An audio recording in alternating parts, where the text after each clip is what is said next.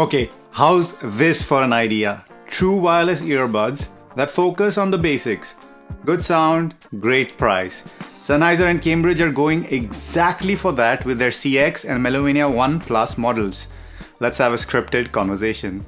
Goedendag, we are DHRME, delivering detailed reviews of music equipment. Well, at least half of DHRME since Kevin's on vacation.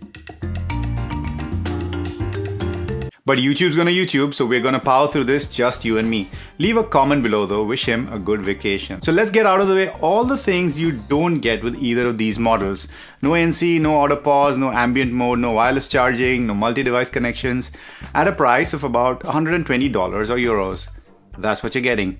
But there are still a few extras worth talking about. The Cambridge Melomania, for example, has a wide selection of tips in the box, 6 silicone and 4 foam options, whereas the CX come with just 3 sizes of silicone tips. Both come with full-featured apps, but here we give the edge to Cambridge Melomania.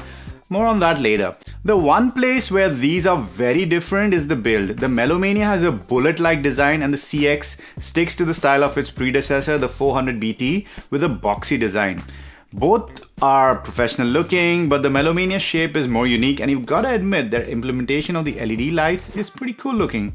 Both very pocketable cases, but the Melomania has the best case I've seen since the original AirPods case in terms of how compact and slim they are.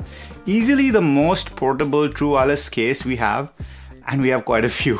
The 5 LED lights are also ideal for seeing battery life quickly compared to the single colored LED light on the CX, especially for the colorblind amongst us. And while the buds are solid, sometimes the Melomania buds didn't quite fit into the charging slot in the case, and as a result they stayed connected to my device. So that's a bit weird and something to just be a bit careful about.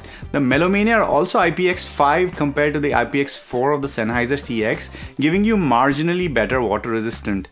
An edge that the Sennheiser has is a more standard nozzle size. It's easier to find third-party tips, and also you can swap out Sennheiser tips. The Momentum 2 tips, for example, fit perfectly on the CX. Both the buds have the best touch controls in our view, volume control and audio control on the buds themselves. The difference being that the Sennheiser has a touch surface and the Cambridge Melomania 1 Plus use buttons.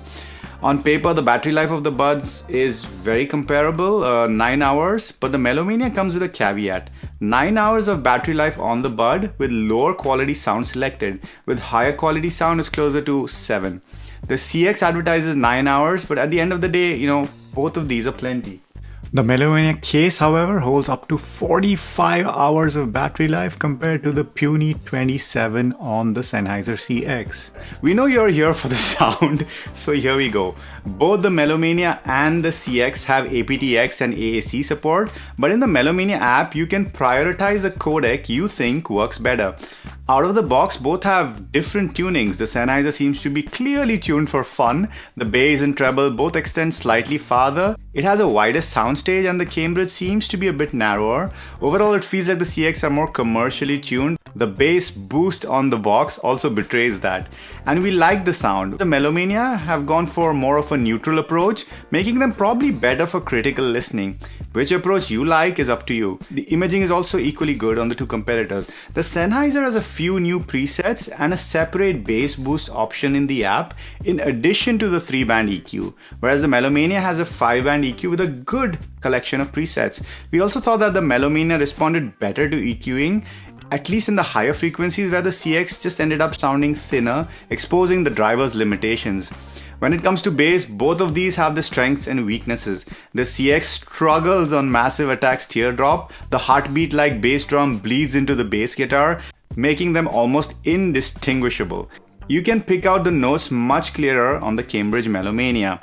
But conversely, on Marion Hill's Breathe Into Me, a song with a lot of bass and low frequency vocals, the sub-bass is overpowering on the Melomania, mixing into the vocals, whereas the CX handles it admirably.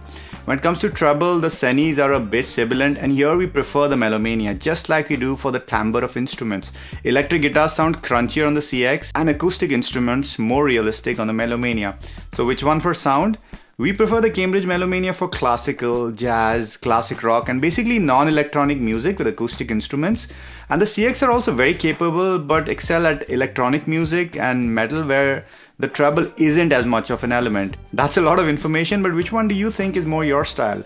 Let us know in the comments below or on Twitter. When it comes to environmental reasons, it's nice to see both companies doing well with primarily paper-based packaging, with Cambridge even going as far as including a bag made of cornstarch for the ear tips. Both sell spare parts, including individual buds, and Cambridge also told us that they resell the charging case separately. Not sure about Sennheiser here. Before we talk about comfort, we would be remiss if you missed the fuckman.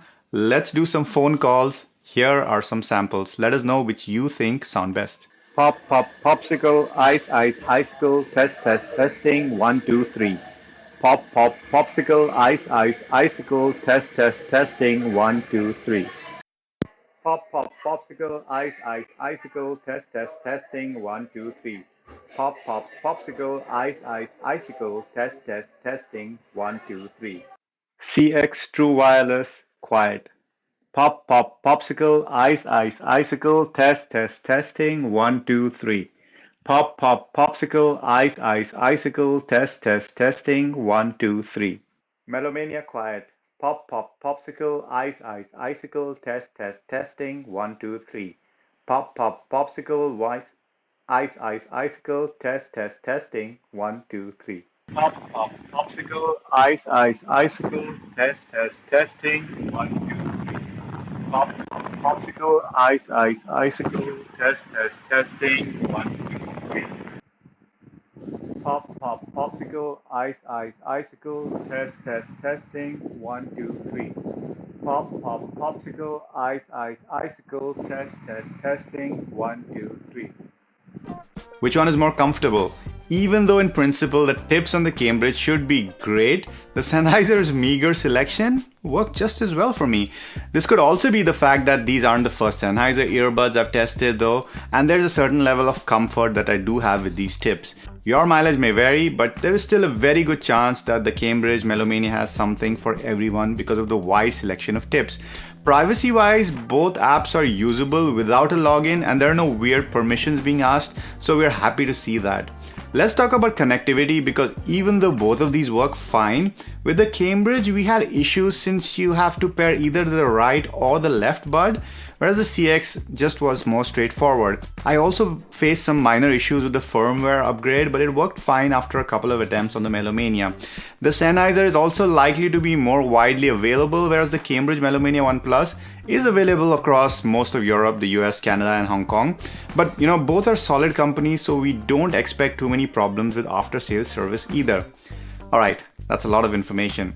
Alright, which buds to buy? I've thought about it a lot. I even went and had a shower and a shave because these two earbuds are so close, right? In terms of size, in terms of price, in terms of features. The only real difference I can kind of make out is the sound, which both of these are very good sounding earbuds, but very distinctive sound profiles. I think that's one thing that makes a big difference. The call quality, the Sennheiser seemed to be a bit clearer in my opinion, but the Melomania did better with background noise.